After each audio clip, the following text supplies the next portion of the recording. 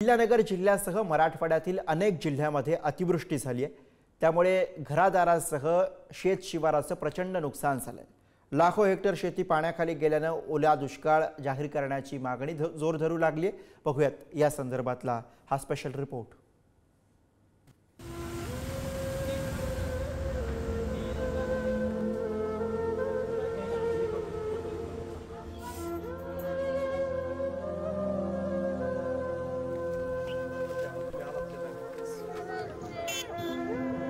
सगळे आमच्या पाण्यात गेले, दागिने पैसे सगळे वाहून गेले। फक्त अंगावर कपडे तेवढे राहिले फक्त आमच्या। शेतकऱ्याला न्याय द्या।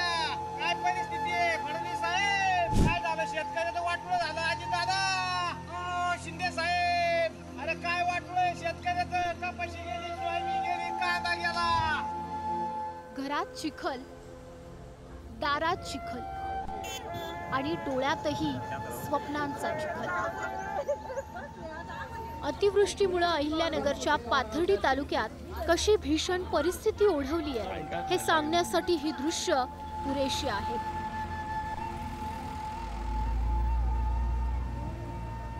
घरातील अन्नधान्य, कपडे लत्ते आणि पोरांची पुस्तकं वाहून गेली आहेत। होतं नव्हतं ते पावसाच्या पाण्यानं हिरावून नेलंय। त्यामुळे आता जगायचं कसं असा आक्रोश स्थानिक करतायत। नुकसान काहीच नाही राहिलं घरात। सगळ्या मशिनरी आमच्या 15-16 मशिनरी आणि सगळे आमच्या पाण्यात गेले, दागिने पैसे सगळे वाहून गेले।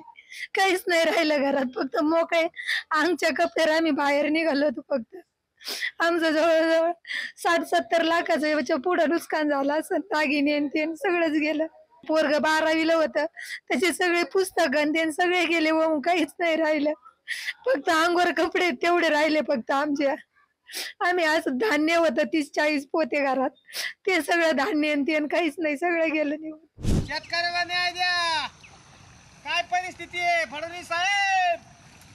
अजितदादा, अजितदादा, हे बघा, हे पाणी पा।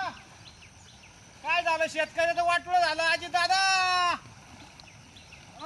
शिंदे साहेब। हे बघा, हे बघा, अरे काय वाटोळं शेतकऱ्याचं? कपाशी गेली, सोयाबीन गेली, कांदा गेला। फडणवीस साहेब, पीक विम्याचे ट्रिगर लागू करा। शेतकऱ्याला न्याय द्या। फडणवीस साहेब, पाय पडतो तुमचा। बघा शेतकरी। पावसाचा कहर इतका होता की गावातील रस्ताही वाहून गेला। कष्टानं पिकवलेली सोन्यासारखी पिकं पाण्याखाली गेली आहेत। हातातोंडाशी आलेला घास हिरावल्यानं शेतकरी हवालदिल झालाय। तब्बल 50,000 हेक्टरहून अधिक शेतीचं नुकसान एकट्या पाथर्डी तालुक्यात झालंय। अतिवृष्टीग्रस्त भागाची पालकमंत्री राधाकृष्ण विखेंनी पाहणी करत पंचनामे करण्याचे आदेश दिलेत। काही वाताहत झालेली आहे, म्हणजे शेतीची असेल, दुकानाची असेल, या बाबतीमध्ये तर शासन स्तरावरून पंचनामे करण्याच्या सूचना आपण दिलेल्या आहेत। परंतु एक नैसर्गिक आपत्ती अतिशय मोठी होती।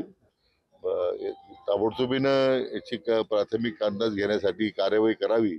आवश्यक ज्या भागांमध्ये अतिवृष्टीने, ढगफुटीने त्या भागातील कर्मचारी इकडे बोलून घेऊन एकतर पंचनामा करण्याची स्थिती बऱ्याच ठिकाणी नाही आहे, कारण शेतामध्ये पाणी आहे।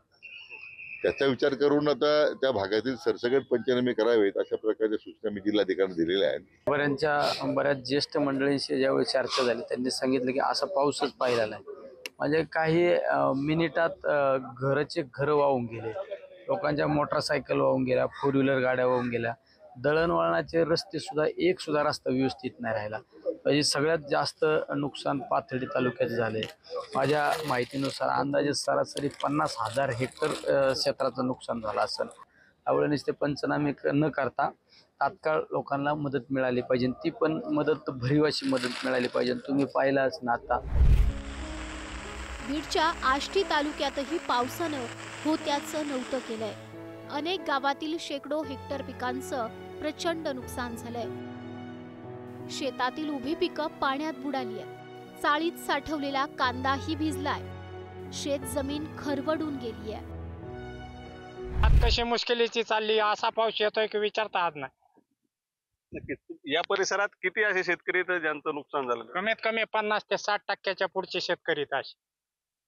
प्रशासनाकडून हा तेच प्रशासनाकडून काही मदत द्यावी. हे समोरच पाहताय तुम्ही, आता 100% जवळपास पीक वायाला गेलंय. त्यामुळे शासनाला आम्ही विनंती करतो आपल्या माध्यमातून की शेतकऱ्यांना 100% कर्जमाफी मागील आणि 1 लाख रुपये प्रति हेक्टरी त्यांनी माफी द्यावी आणि शेतकऱ्यांना हे करावं, मदत करावी. मराठवाड्यातील जवळपास सर्व जिल्ह्यांमध्ये मुसळधार पावसानं थैमान घातलंय. कापूस, सोयाबीन, तूर, ज्वारी, मका, डाळिंब आणि द्राक्ष यांसारख्या पिकांवर प्रचंड फटका बसलाय. त्या पार्श्वभूमीवर मराठवाड्यात ओला दुष्काळ जाहीर करण्याची मागणीही केली जातीये.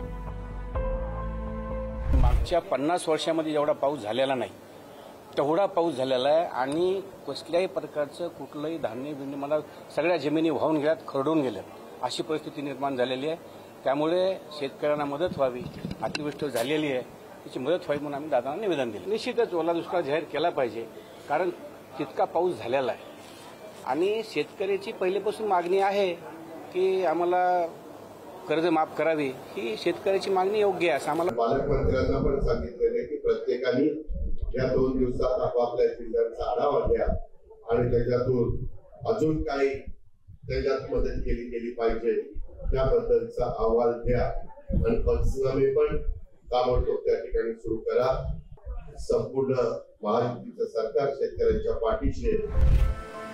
शेवटच्या टप्प्यात राज्यात पावसानं धुमाकूळ घातलाय. बीड, अहिल्यानगर, जालना आणि संभाजीनगरात आभाळ कोसळलं. पावसाने शेतीही गेली आणि गोठ्यातली जनावरही दगावली. राबून पिकवलेलं पीक पाण्यात गेल्यानं बळीराजाच्या डोळ्यात अश्रू तरळलेत.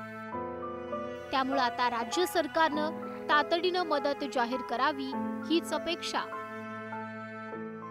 बीडहून उदय नागरगोजेसह उमर सय्यद, पुढारी न्यूज, अहिल्यानगर.